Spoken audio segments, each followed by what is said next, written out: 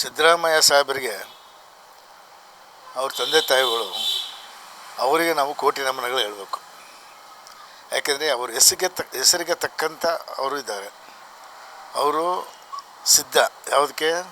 ಬಡವರ ಪರ, ನಿರ್ಗತಿಕರ ಪರ, ಅನಕ್ಷರಸ್ಥರ ಪರ ಮತ್ತು ನಿರುದ್ಯೋಗಿಗಳ ಪರ, ಕಡು ಬಡವರ ಪರ, ಎಲ್ಲ ವರ್ಗದ ಪರ ಸದಾ ಸಿದ್ಧರಾಗಿ ಕೆಲಸ ಮಾಡಲಿಕ್ಕೆ ಸಿದ್ಧರಿರ್ತಕ್ಕಂಥದಕ್ಕೆ ಸಿದ್ದರಾಮಯ್ಯ ಸಿದ್ಧ. ರಾಮನ ಗುಣ. ರಾಮ ಏನೋ ಎಲ್ಲರಿಗೂ ಒಳ್ಳೇದು ಬಯಸೋದು, ಯಾರಿಗೂ ಕೆಟ್ಟದನ್ನು ಬಯಸೋದಂಥ ಗುಣ ಅಲ್ಲ ರಾಮಂದು. ಹಾಗೆ ಆ ಎರಡು ಹೆಸರು ಏನು ಅವ್ರ ತಂದೆ ತಾಯಿಗಳು ಇದು ಮಾಡಿದಾರೋ, ಹೆಸರಿಟ್ಟಿದ್ದಾರೋ, ಅವರಿಗೆ ನನ್ನ ಕೋಟಿ ನಮನಗಳು ಮೊದಲನೇದಾಗಿ.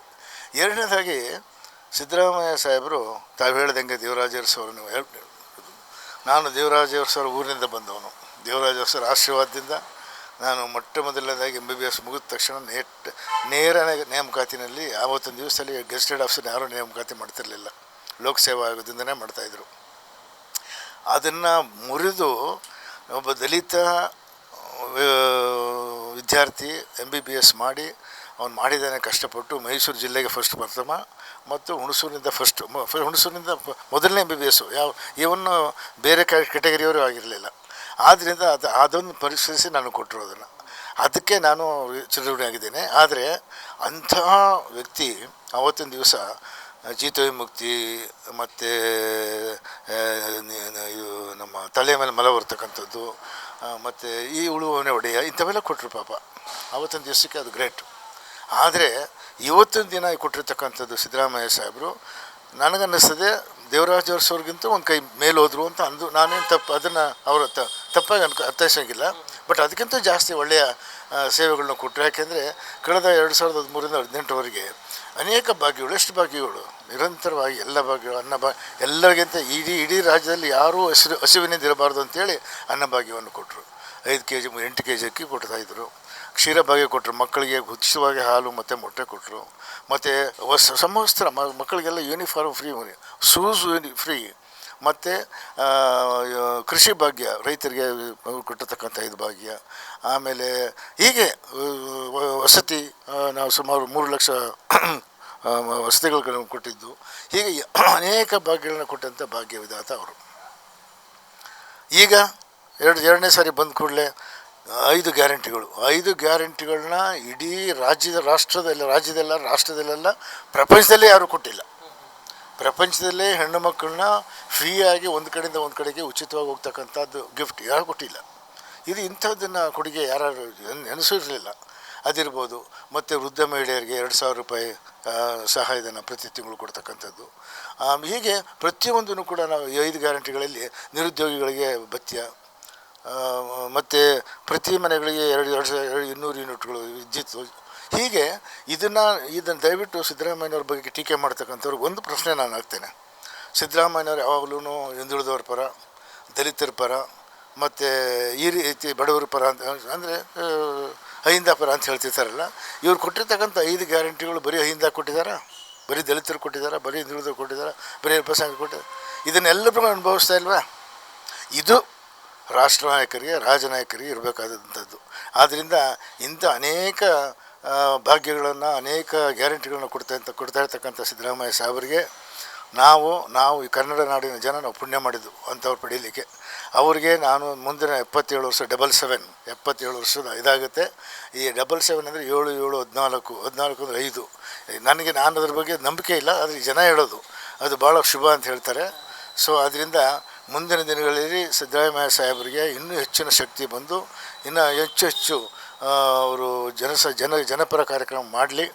ಈ ಮುಂದಿನ 3.5 ವರ್ಷ ಅವ್ರು ಕಂಪ್ಲೀಟ್ ಮಾಡಿ ಅನಂತರ ಮತ್ತೊಂದು ಟರ್ಮ್ ಕೂಡ ಆದರೂ ಆಗಲಿಕ್ಕೆ ದೇವರು ಎಲ್ಲ ಶಕ್ತಿಯನ್ನು ಕೊಡಲಿ. ಅವ್ರಿಗೆ ಜನಗಳು ಹೋಲಿಸಿ ನೋಡಲಿ.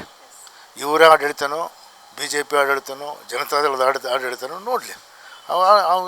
ಇವ್ರು ಹೋಲಿಸಿ ನೋಡಿಬಿಟ್ಟು ಅವರೇ ತೀರ್ಮಾನ ಮಾಡಲಿ. ನಾನು ಸಿದ್ದರಾಮಯ್ಯವ್ರ ಪರ ಮಾತಾಡ್ತಾ ಇಲ್ಲ. ಹೋಲಿಸಿ.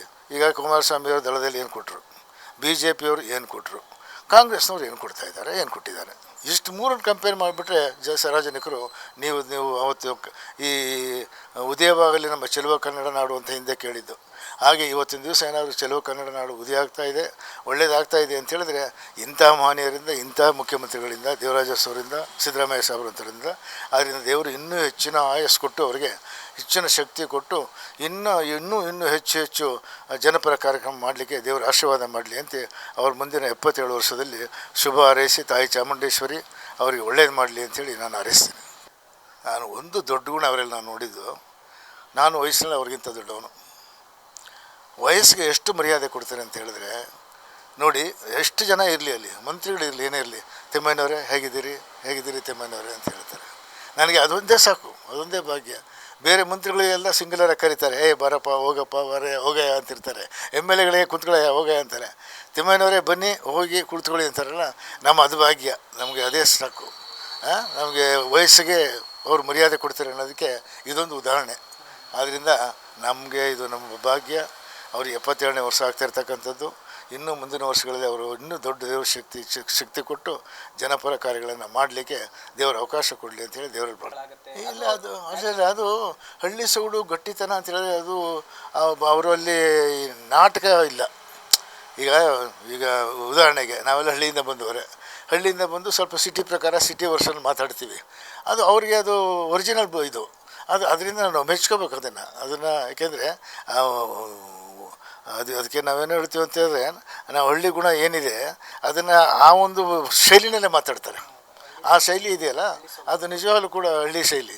ಅದು ಒಳ್ಳೇದದು. ಅದು ಒಂಥರ ಅದು ನಿಜವಾಗ್ಲೂ ಕೂಡ ನಮ್ಗೆ ಖುಷಿ ಆಗ್ತದೆ ಅವ್ರು ಮಾತಾಡೋದು ನೋಡಿದ್ರೆ. ಕೂರೋ, ಹೋಗೋ, ಬಾರೋ ಅಂತಾರೆ ಕೆಲವು ಟೈಮು. ಅದು ಅವರ ಅದರಲ್ಲಿ ಬಟ್ ಒಳಗಡೆ ಏನೂ ಇಟ್ಕೊಂಡಿರೋದಿಲ್ಲ. ಅವರು ಯಾರಿಗಾದ್ರೂ ಬೈದರೂ ಕೂಡ ಮನಸ್ಸಲ್ಲಿ ಏನು ಇಟ್ಟಿರೋದಿಲ್ಲ. ಆ ಸಮಯಕ್ಕೆ ತಕ್ಕ ಮಾತಾಡ್ತಾರೆ. ಅಷ್ಟನ್ನು ಹೇಳಿ ಇದು ಮಾಡ್ತೀನಿ. ಇಷ್ಟವಾದ ಗುಣ ನೇರ ನಡೆನುಡಿ. ನಾನು ನುಡಿದಂತೆ ನಡೀತಾರೆ. ಅವರ ಮಾತು ಕೊಟ್ಟರೆ ತಪ್ಪೋದಿಲ್ಲ. ಯಾವುದೇ ಮಾತಿಗೆ ನನ್ನದೇ ತಗೊಳ್ಳಿ. ಉದಾಹರಣೆಗೆ ನನಗೆ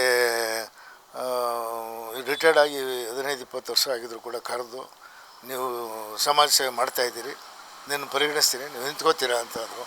ಸರ್, ನಿಮ್ಮ ಆಶೀರ್ವಾದ ಇದೆ. ನನ್ನ ಆಶೀರ್ವಾದ ಅಲ್ಲ, ನಾನು ಚಿಕ್ಕವನು, ನನ್ನ ಸಪೋರ್ಟ್ ಇದೆ, ನಿಂತೀರಾ ಅಂತಂದರು. ನಿಲ್ತೀನಿ ಸರ್ ಅಂತಂದೆ. ನಿಂತು ಹಾಗೇ ನಿಲ್ಲಿಸಿ ನನ್ನ ಗೆಲ್ಲಿಸ್ಕೊಂಡ್ರು.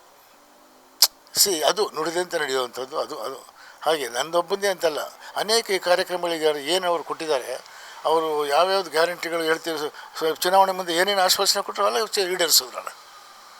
ಹಾಗೆ ಅವರು ಅದೊಂದು ಎರಡು ಭಾಳ ಮುಖ್ಯ. ನುಡಿದಂತೆ ನಡೀತಾರೆ, ಕೆಟ್ಟದನ್ನು ಯಾರಿಗೂ ಬಯಸೋದಿಲ್ಲ ಅಂತ ಸುಚಾರಿತ್ರೆ ಇದೆ. ಅಷ್ಟನ್ನು ಹೇಳ್ಬೋದು ನಾವು. ಈ 3.5 ವರ್ಷ ಅವ್ರು ಮುಖ್ಯಮಂತ್ರಿಗಳಾಗಿ ಮುಗಿಲಿ. ಕರ್ನಾಟಕನ ಈಗಾಗಲೇ ಸಾಕಷ್ಟು ಅಭಿವೃದ್ಧಿ ಪತ್ರ ತರ್ತಾ ಇದ್ದಾರೆ. ಇನ್ನು 3 ವರ್ಷ ಆದಮೇಲೆ ಅನಿವಾರ್ಯ ಅಂತ ಹೇಳಿದಾಗ ರಾಷ್ಟ್ರ ರಾಜಕಾರಣಕ್ಕೆ ಅವರು ರಾಜ್ಯಕ್ಕೆ ಕೊಟ್ಟಂಥ ಕೊಡುಗೆಗಳನ್ನ ರಾಷ್ಟ್ರಕ್ಕೆ ಕೊಟ್ಟರೆ ಭಾಳ ಸಂತೋಷ. ಬಟ್ ಈಗೇನು ಬೇಡ. ಅದು ಮುಂದಿನ ಈಗ 2023ರಿಂದ 2028 ನಂತರ ಇದ್ರ ಬಗ್ಗೆ ನಾವು ಆಶಿಸೋಣ ಅಂತ ಅನಿಸುತ್ತೆ.